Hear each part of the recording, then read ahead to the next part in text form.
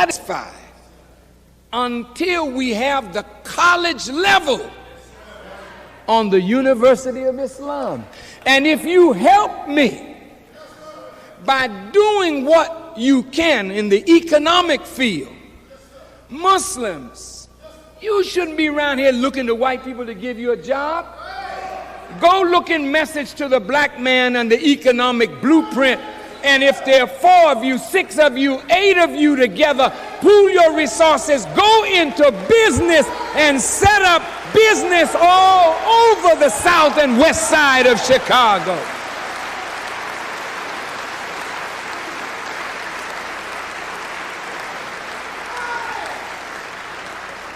I would like to see at least 100 millionaires among the Muslims in Chicago. If you're rich, I'm rich.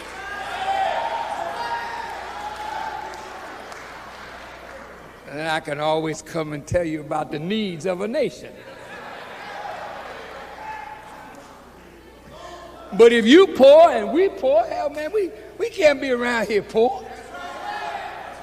I want to see rich Muslims. And if you obey Allah, there's no reason why you can't make a business successful. You just have to get up and stop being lazy and trifling and go do something for yourself.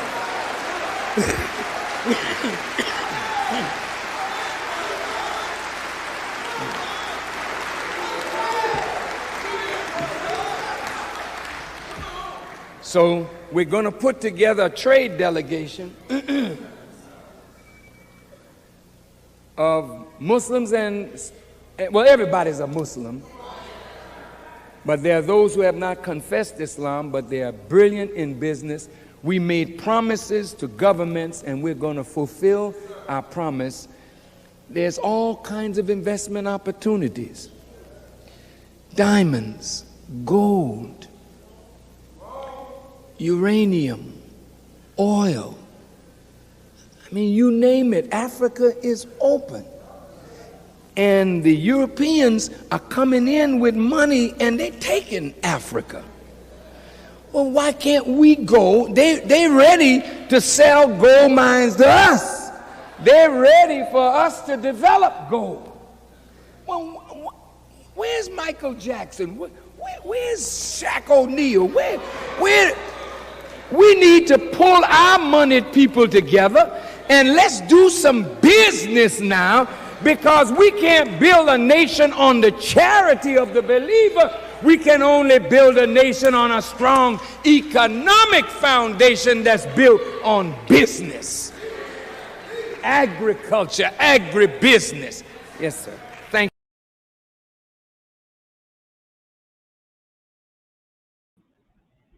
Peace and blessings. Assalamu alaikum on this beautiful Sunday afternoon. How are you all doing today? I pray that you're doing well. Thank you for being here with me. I'm excited to be here. As you know, again, it's Sunday, so let me know how's your Sunday going, number one, and have you gotten your Sunday inspiration, your motivation, whether you were tuned into something on Sunday where you set your mind for the week. How do you prepare your week on Sundays? Starting with Sunday, what do you do? And so for me, in our household, we definitely were feeding from the words coming from Chicago, and our beautiful brother, student minister Ishmael, he laid a beautiful lecture out today, and that lecture actually inspired this stream right here. He mentioned a couple of different things. He talked about taxation. He talked about different things that got my mind going, thinking, and so here we are talking today now. And so again, I want to hear from the people in the audience who are tuning in with us today. Let me know that you're here. Let me know where you're tuning in from. Let me know how your Sunday was going. And again, how do you start your week with Sunday? What do you do on Sundays? Do you have family traditions or different things that you do to help set your spirit, to reset, if you will?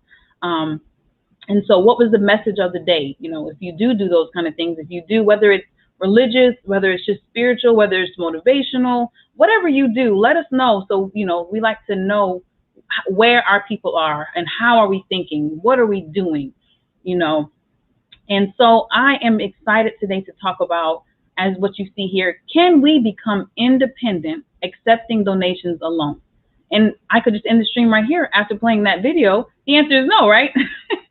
But I really want to go into it and have a conversation about it. And the beauty of these conversations and the intention behind the conversation is to get us to reason with truth, you know, to get us to take things beyond surface level. You know, let's delve deeper into these different aspects and the dynamics of what it is. You know, our people all over are talking about separation. We're talking about reparations. We're talking about jobs and justice. These are things that we're talking about all over, right? So it's not enough that we have a loud cry just saying this. We have to come to the table and discuss what is the next move. What are our strategies? How are we thinking? What is the mindset of the people? Are we only tired if we, you know, unless we are given something, you know, a biscuit, you know what I'm saying? What is it that we actually have to do? And the conversation has to happen. So that's definitely what's inspired this talk today. I definitely want to, you know, be a place where we can continue the conversation, because I, for one, am not the one starting it. You know, this has been going on for generations now, you know, whether it's the cry for justice, the cry for jobs. This is not new, you know, to me. This is not something that I'm beginning. So I definitely understand the need for the dialogue in order for us to come together and take the necessary action. So, you know, I am your sister, Yatira X, and we here in Fart Money Network, you know, we're all about education. Not education as some may know, but education that has been revealed to us. So we're talking about the sciences. What sciences exactly? Well, of course, the science of money, the science of banking, the science of business, right? The science of warfare. It seems like these are hitting from all different elements of sciences, all different elements of life, but they actually coincide with one another when we understand. The science of network marketing, okay? The science of supreme group economics. So these are the things that we discuss here in Fart Money Network. And the goal, again, is to open up a platform to have these kind of conversations, to bring to the masses that which may not be your regular weekly Sunday evening dinner or family gathering. These may not be things that we're constantly talking about, but here in Fart Money Network, we are strong and proud advocates of these subjects, and we understand the importance of it, and we want to delve into it a little bit today. So again, as we see, can we become independent accepting donations alone? Let us take a look at, by definition, what is a donation? So I have here that a donation is something that is given to a charity, especially a sum of money. And that was enough for me to dig deep enough to let's pull from that. If it's something that is given, the question that I pulled from this was, who is doing the giving? So whether we are referring to our church, you know, our house of worship, whatever we may call it, whether we're referring to starting a business, whether we're referring to, you know, whatever that we're doing that we need finances to help get us to the next level, who are we asking for the donation? You know, if we are all in the position where we are all trying to start businesses, or we're all trying to have the capital to, let's say, buy land, or the capital to buy the machinery that's needed to develop land, or the capital that's needed to buy the services and the and purchase the service people to do it, where are we asking the people from the donation? We can't be asking it solely from one another, you know. And so I want to go into that, the who is giving us the donations that we're needing. So of course we know that on one level we are. So let's go right into it. Number one, the main source of our donations, if you will, I want to take it on a broader level, not necessarily under the donation line, but where we are being given the sums of money to do the things that we want to do. And typically it's from our oppressor. Let's go into how. If we need a large lump of money, also known as a loan, we sure are not going to our mother, father, sister, or brother, or cousin for a $100,000 loan to start up an idea that it may be wanting to start up something with good intention. However, we're not able to go to our next of kin for a large lump sum of money for the things that we actually need. So where do we go? To our oppressor. We go and get some type of bank loan, some type of something in order for us to be in position to take our ideals further. Pusher, please. And so what does that mean? Number one, this is a form of debt, right? This is a form of debt that without proper education and not understanding the science of money, that it's a debt that is just going to follow us.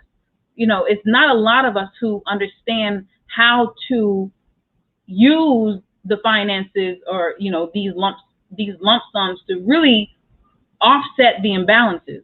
If we understood it, there wouldn't be such a vast wealth gap between the classes, between the masses, between us and others. But it is.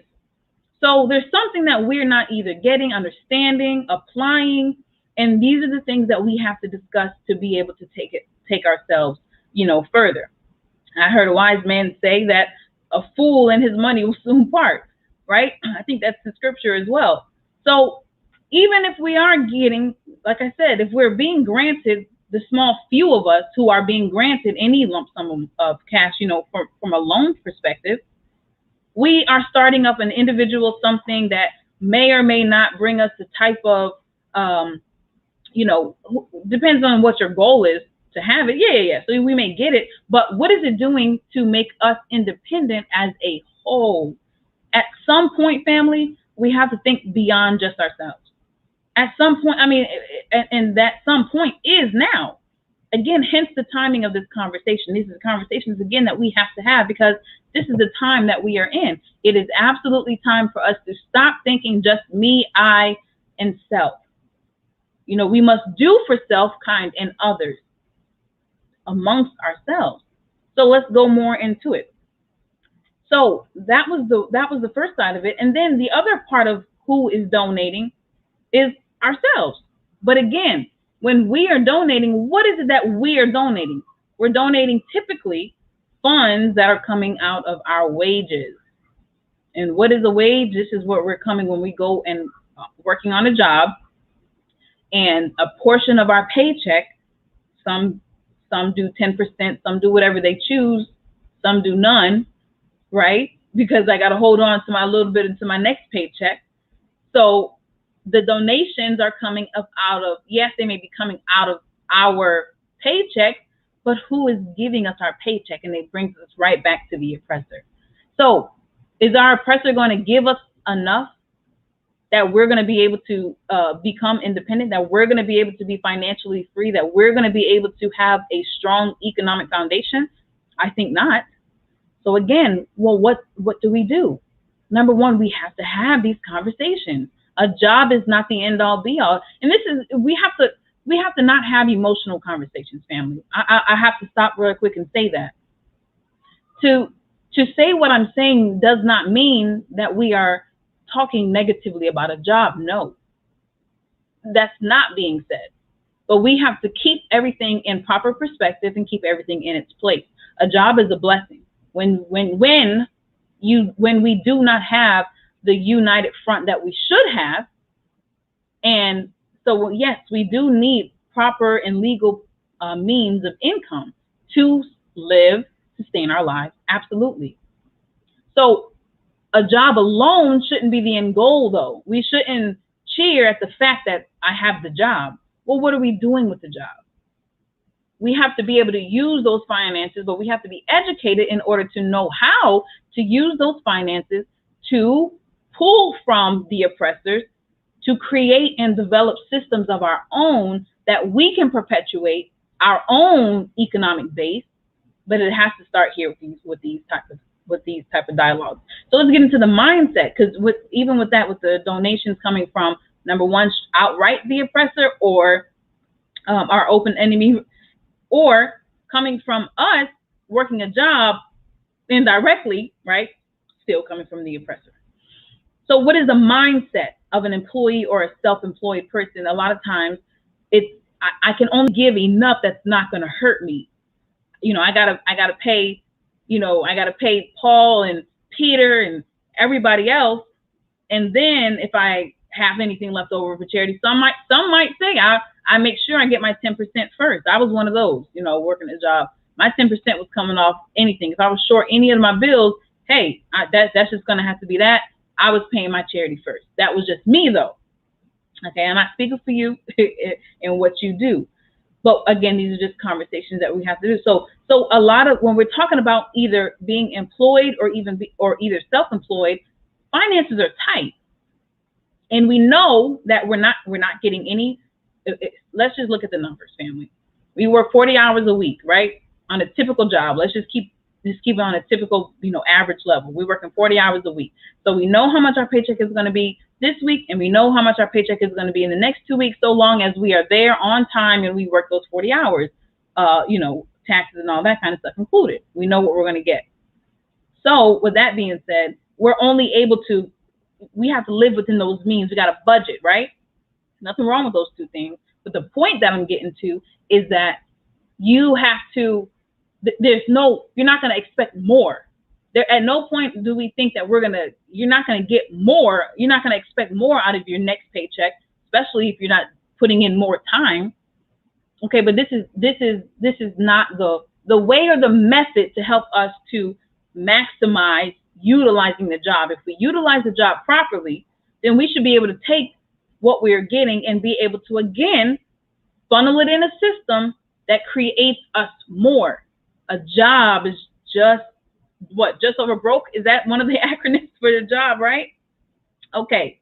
Again, who? Let's get back to two. So I have another who here. The question that again comes from the word donation, something that is given to a charity, especially a sum of money. So when we're talking about who the who is, have we not been crying for jobs and justice now for how many decades?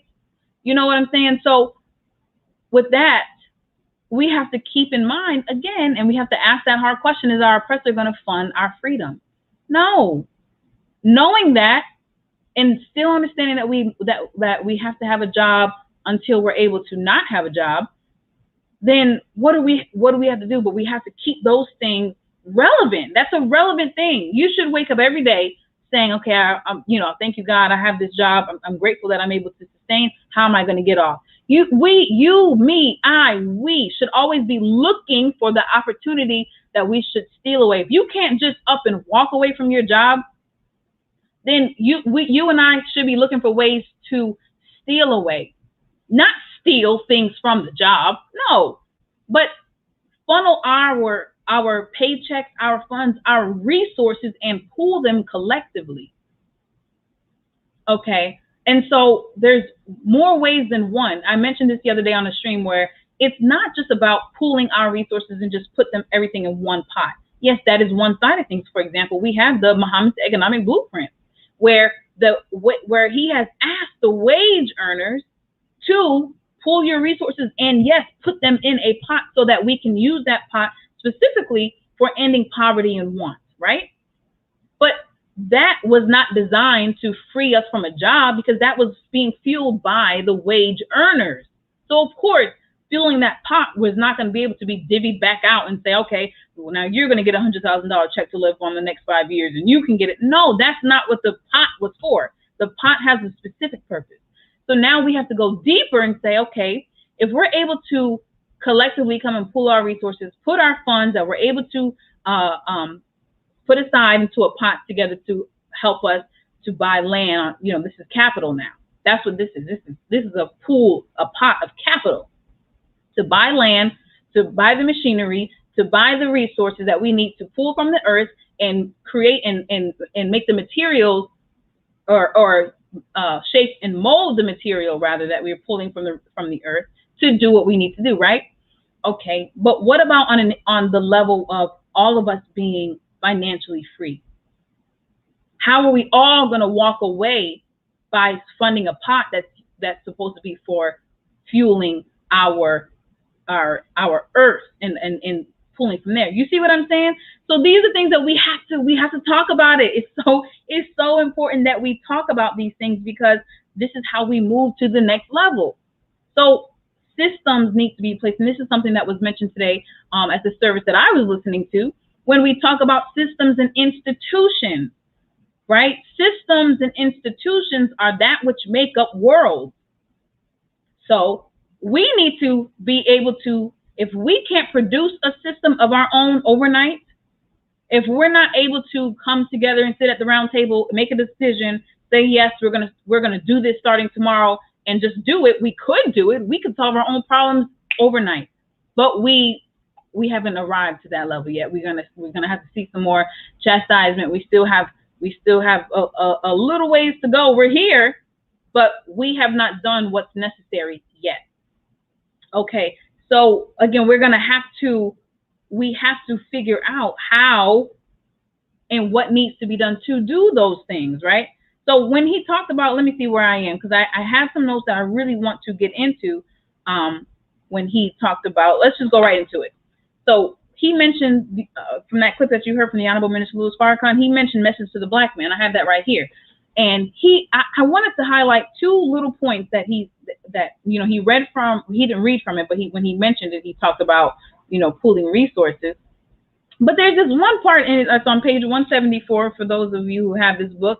You can read along with me or check it out later. But what he says in here, this is by the Most Honorable Elijah Muhammad. He says, if there are those with knowledge of dressmaking, merchandising, trades, maintenance, pool such knowledge. Okay, so not just pooling just physical finances, pool the knowledge as well. Do not be ashamed to seek guidance and instruction from the brother or sister who has more experience, education, and training than you have had, accept his or her assistance. That's plain black and white, family.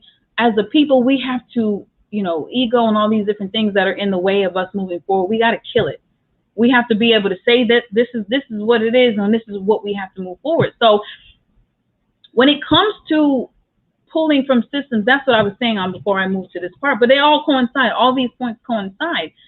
When we are talking about systems and institutions, if we don't have the system in place, we have to pull from systems that exist right now that will help us to go to where we need to go, to be where we need to be independent, to have our own economic foundations. That's what we have to do. If we don't have the system, again, we could do it overnight, but if we're not doing it overnight, then we have to pull from systems that exist. The same way that a baby inside of mother's womb pulls from her system until baby is able to come out and be independent, right? So all of these things, there's a sign in all things if we would be mindful. If we would be mindful.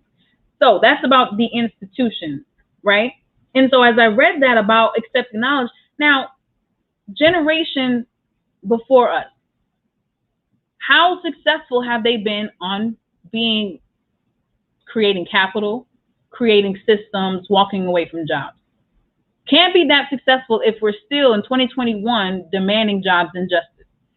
Okay, so my husband walked away from his job nearly 5 years ago, or 4 years ago, right? And so he introduced me to a new way of thinking. When we met, I was working a job and I was selling bread on the side, and that was my side hustle, and that was my avenue to freedom. So I thought I was prepared to work. I had side orders. I had orders, and I was striving to pick up my business while I was working, while I was raising children. And so I had to do these things while having a job, and that was my mind. That was where I saw do for self.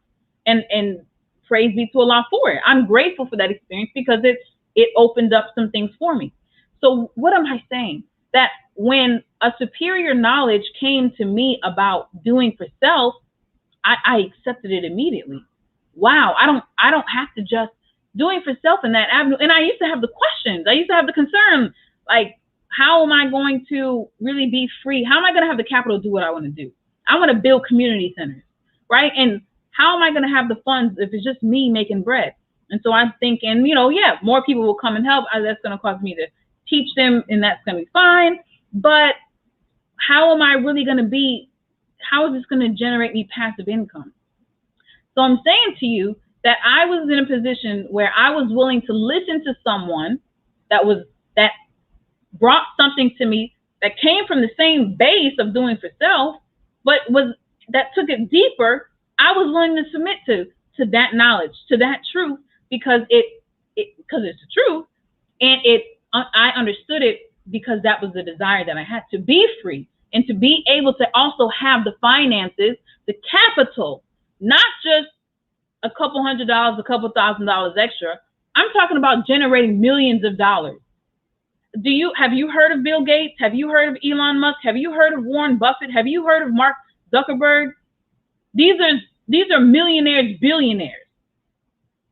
Mark Zuckerberg is in his 30s. He's not in the projects and in the hood doing for us, you know, what he could be doing with the funds that he has, that he's getting from us. We're here on Facebook, aren't we? Whoever the CEO and founder of YouTube is, they're not in our communities building us up. We're going to have to do it, but we can't do it on donations alone, family. That's the point. And as we have discussed, we can get loans, we can get jobs, but they're not financing our freedom. But we have to be willing to submit to a superior teaching, a superior truth.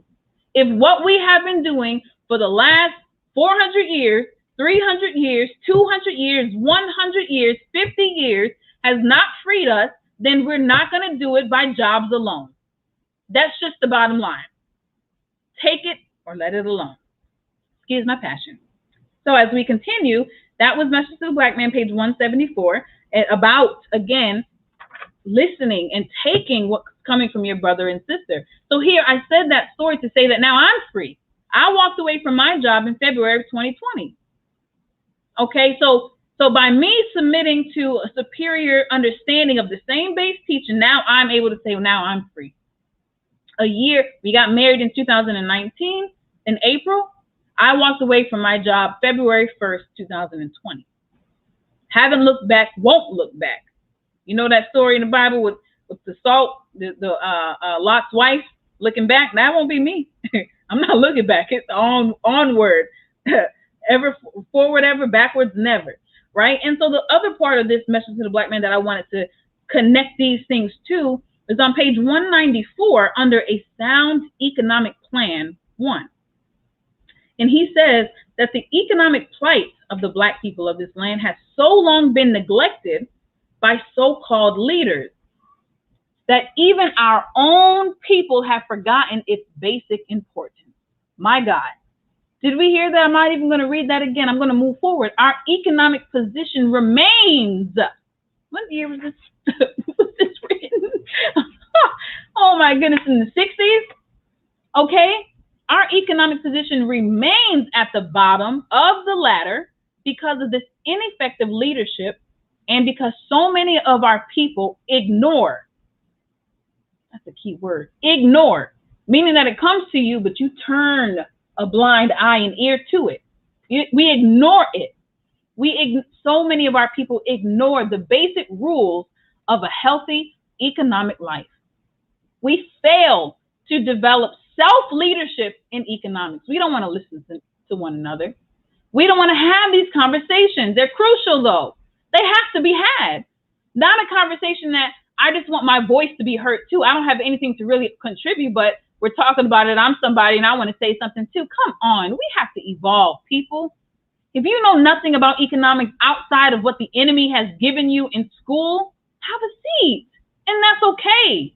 But if you're not willing to take a back seat and let somebody else steer us for the resurrection, for the salvation of our people, well, then you're not even worthy to stand before us as a so-called leader.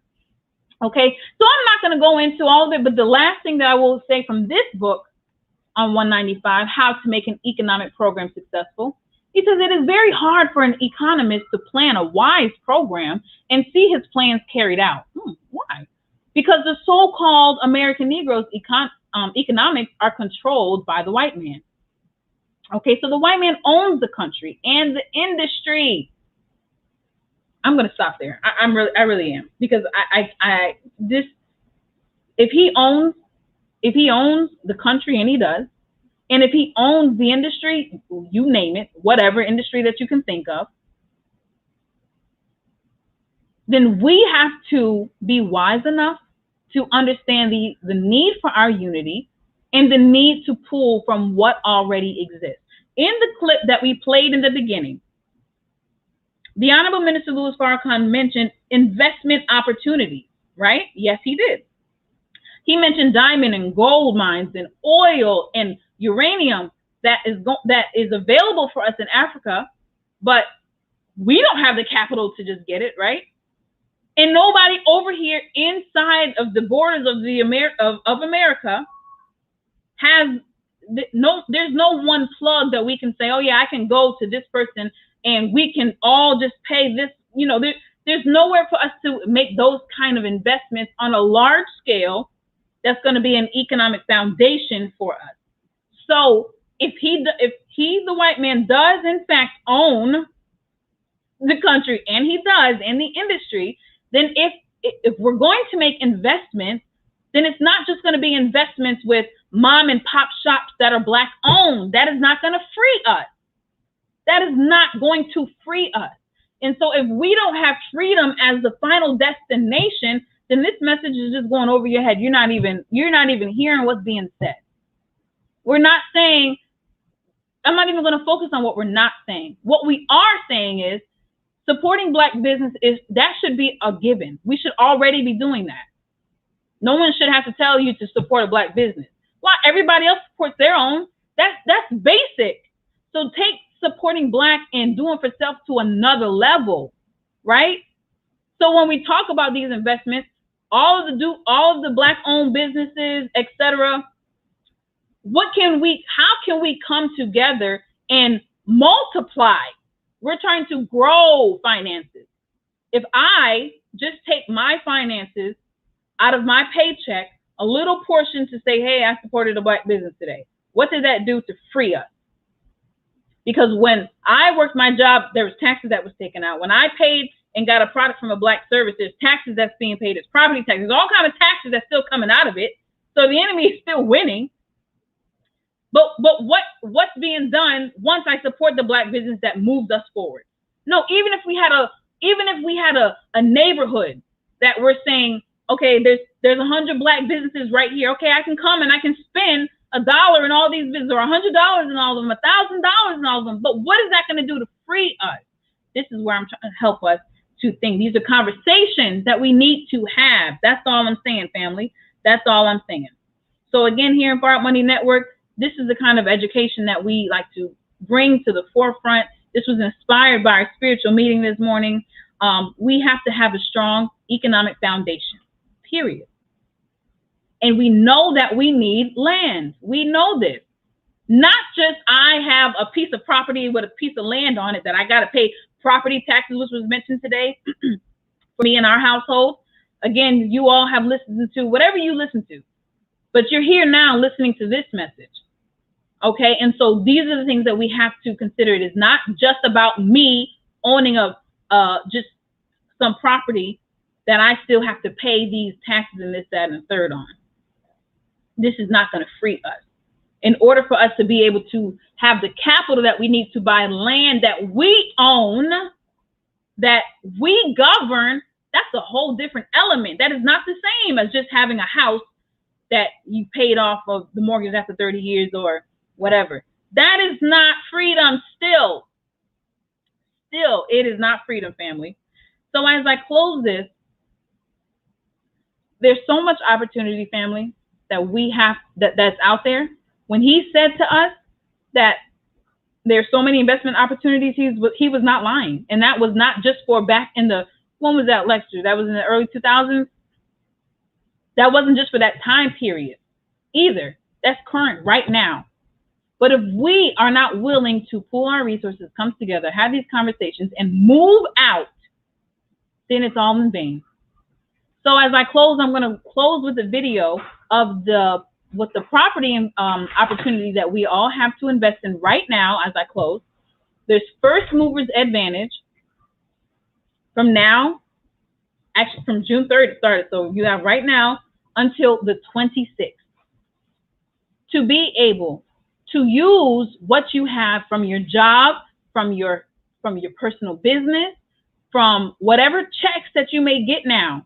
You can take a portion of that, get you some property that we have in Dubai over the blockchain. You can look at on our YouTube channel, you can go and listen to the Future of Money show that was done by my husband last night that goes into detail about this opportunity, where you can take some of your finances, acquire some real estate over blockchain. This is not the same as just having a piece of property here that taxes this, that, and third. No, we're talking about operating outside of a system that has been robbing the people, the masses, the world for centuries. Outside of this system, outside of that system, a baby coming outside of the system that it was pulling from, outside of that system, that we can be independent, not segregated, independent. So tune back in. If you missed the Future of Money show that was aired last night, go back, subscribe to our YouTube channel, because these are the discussions that we have here. This is the type of education that we are giving out for free. Join on with us, be an aid with us, and help us to get this message to other people.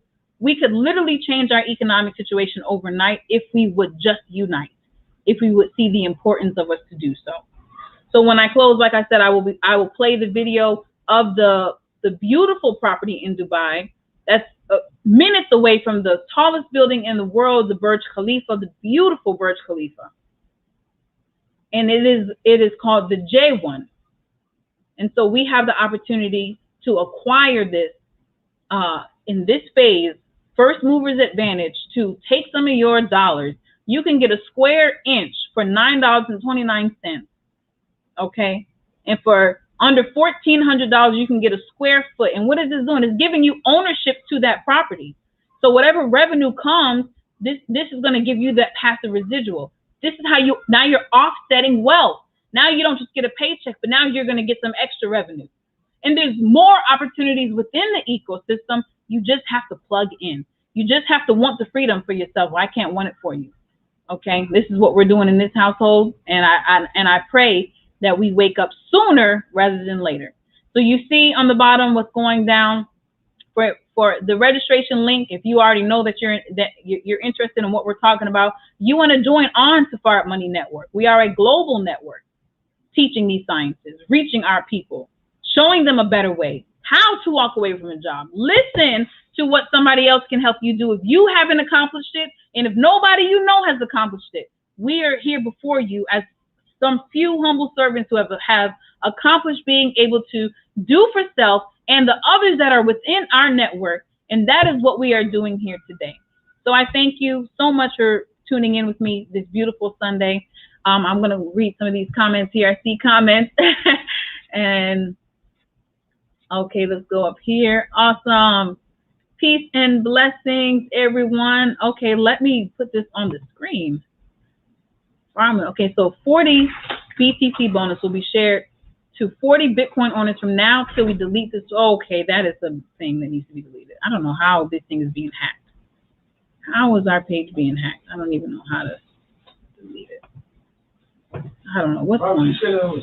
I didn't know that until I started reading. I just took it down though. I don't know what's going on there. So peace and blessings, Brother Kadar. Thank you for jumping in. Okay. Yeah. Okay, cool. So I have to, for some reason, there's been some kind of something going on here. Let's delete some of these things. Yes, Brother Kadar. Peace, Brother Kyle. Yes, that is slavery. Absolutely. All right. I don't know what's going on there. Delete comment. Okay. Walaikum salam, Sister Sophia. Thank you for tuning in. Praise be to Allah. It is so wonderful seeing the family on here. Muhammad's truth. Praise be to Allah. Thank you. Thank you. Thank you so much, Sister Sophia. You are always supportive, always there. Thank you. You as well, Brother Jason. Yes, so as we close, definitely like and share, subscribe to our channel, Far Money Network. We are on all social media platforms. On Twitter, we are on there as New Millennium Bankers because we are just that. So I will close with this video.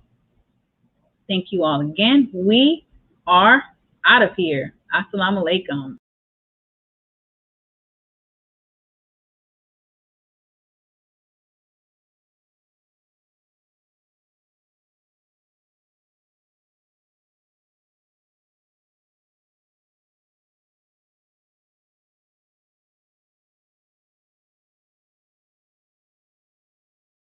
Vision, a word that has become synonymous with Dubai, a city that is growing at a rapid pace and has become the hub and center of a global community.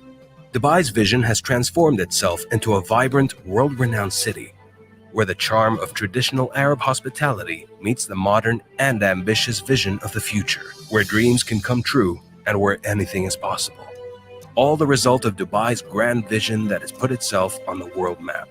Sharing the same vision of Dubai's ambitious plans, RKM Durar, the leading property developer based in Dubai, has secured strategic alliances. And with an unwavering commitment to pristine quality, its success is evident in the commitment to deliver on exceptional projects. By keeping an intact track record of continuing to develop and deliver projects even during the global financial challenges, RKM Durar has protected the trust of its valued investors. RKM Durar's latest ambitious project, Jewan, is located in the hub and epicenter of Dubai and is strategically located in the center between two of Dubai's grandest projects, the Dubai Water Canal and the Marasi Business Bay. Jewan will be minutes away from downtown Dubai and Burj Khalifa, iconic landmarks of Dubai known as the Center of Now. The tower will not only be located in this premier area of Dubai, but will have various backroad access, mainly the new Al Asail elevated road, where drivers can bypass the heavy traffic areas. DIFC, Emirates Towers, World Trade Center, as well as Dubai International Airport are also all landmarks easily accessible from the tower. Introducing Jewan, a stunning masterpiece that was inspired by the extraction of the most expensive pearl, the Jewan, set upon the background of the magnificent Burj Khalifa in the most sought-out area in the city. Featuring a waterfront walkway with mixed retail, restaurants, and cafes for family leisure in a luxurious setting that only mirrors the prestigious reputation of Dubai. The impressive entrance features an open plaza highlighted by signature sculptures from around the world, grand lobbies and reception areas that represent nautical elements from pearls and seashells to waves of the sea. The project consists of two towers, Towers A and B, with 347 units ranging from studios, 1, 2, 3, and 4-bedroom apartments, 6 private villas, and a signature Sky restaurant. The Sky restaurant will feature a world-renowned brand that will have its own private reception and lift for guests and visitors to enjoy a stunning view of the Burj Khalifa while dining. High-end facilities in each tower include a large gym with state-of-the-art equipment and a beautiful rooftop swimming pool and deck. 6 private townhouse villas also boast magnificent views of the Dubai Water Canal, with its own private pool and deck and massive open living areas. In-house concierge and optional in-house cleaning services will also help make your stay enjoyable and convenient, with possibilities for apartments to be leased as holiday homes. Jewan is under construction, progressing as planned and managed by qualified architects, engineering, and interior design teams. The Jewan forms a unique and iconic feature of the Dubai Water Canal skyline, in keeping with RKM Durar's and Dubai's vision of always delivering on excellence. Jewan, the jewel of Dubai.